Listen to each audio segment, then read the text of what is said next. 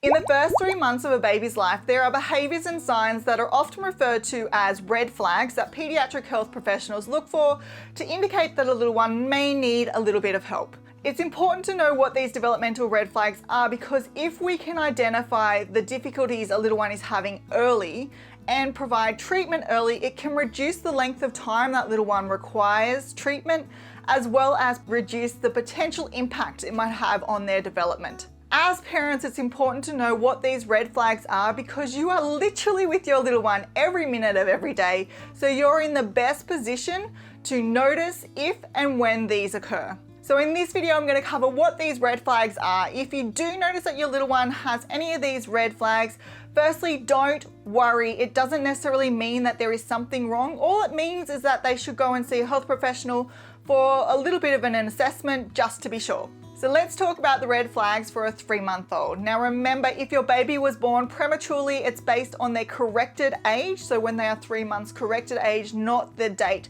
that they were born. The gross and fine motor red flags are limited head control. So if your little one isn't able to lift their head to 45 degrees or 90 degrees when they're in tummy time, and they're unable to support their head when you are holding them and providing support around their rib cage. The second one is that they are constantly turning their head to one side. So they have a strong preference to look in one direction.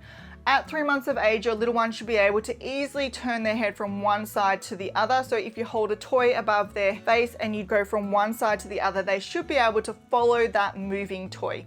If your little one is constantly looking in the one direction, it may indicate that they have positional torticollis, which is a tightening of the neck muscle, and that's preventing them from being able to turn their head. Often, if your little one does have positional torticollis, you will notice that their head tilts to the side and their chin tucks down, and you often see this in photos. So you might want to go back and look at your little one's photos and see if they're constantly got their head in the same position. Now, if your little one does have a preference to look in one direction and is unable to turn their head in the other direction, then it is important to go get that checked out, because if it's not treated and it is positional torticollis, it can affect their body posture.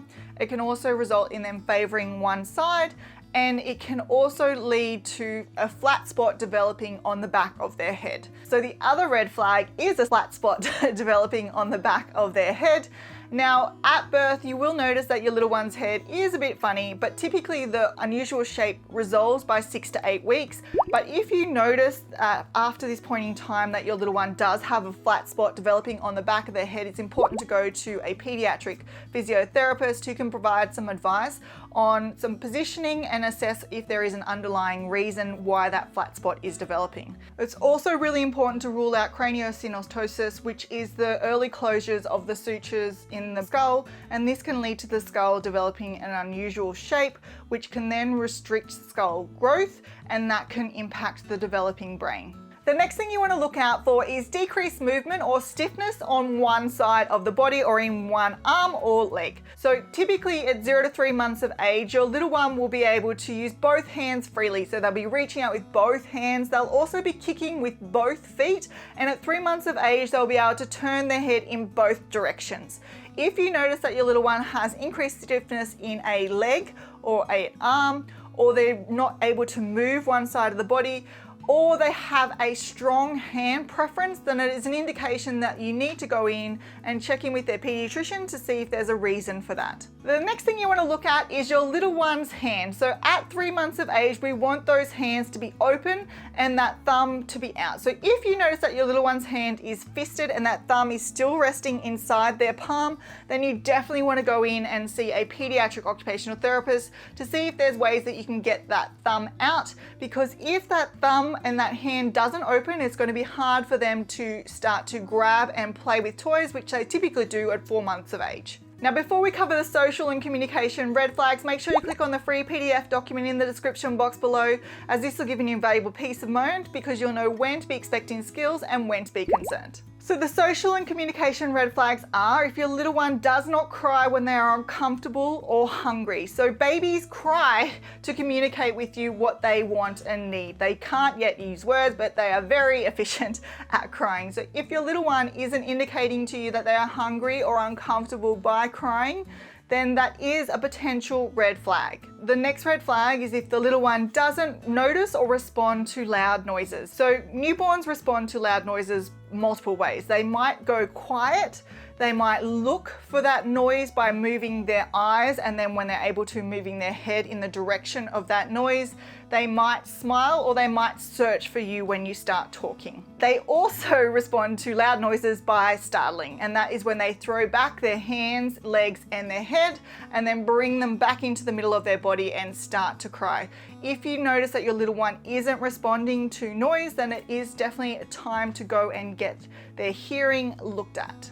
The next red flag is if the little one at 3 months of age does not look at the carer. So by 3 months of age, you should be able to have a little one look at the carer and sustain that eye contact, and they will also smile or coo in response to that interaction. So that also leads me on to my next red flag, which is if your little one is not smiling or cooing by 3 months of age. In regards to a 0 to 3 months old vision, there is two things that we want to check. Firstly, we want to make sure that the 3-month-old is able to track a moving toy. So when they're lying on their back, they should be able to follow a toy from one side of their body all the way over to the other side by following it with their eyes and their head.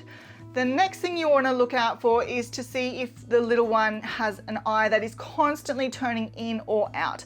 So newborns will have eyes that fleetingly appear cross-eyed, but it shouldn't be constant. If it is an indication that they need to go and get their vision assessed. Feeding red flags are that your little one is unable to latch while nursing or bottle feeding. They're losing lots of liquid out the side of their mouth when they're trying to feed, or they're appearing distressed when they are feeding. In addition to knowing what the red flags are, it is extremely helpful for a new parent to know how a newborn communicates, and that is by using newborn cues. So if you want to help build a strong foundational relationship with your little one, then make sure you check out this video. Also, if you want to know some unusual behaviors that you're going to see in your newborn that are developmentally normal, then make sure you check out this video. Thanks for watching. Remember to click on that free PDF document in the description box below, and I will see you next week where I'll share more parenting tips and tricks.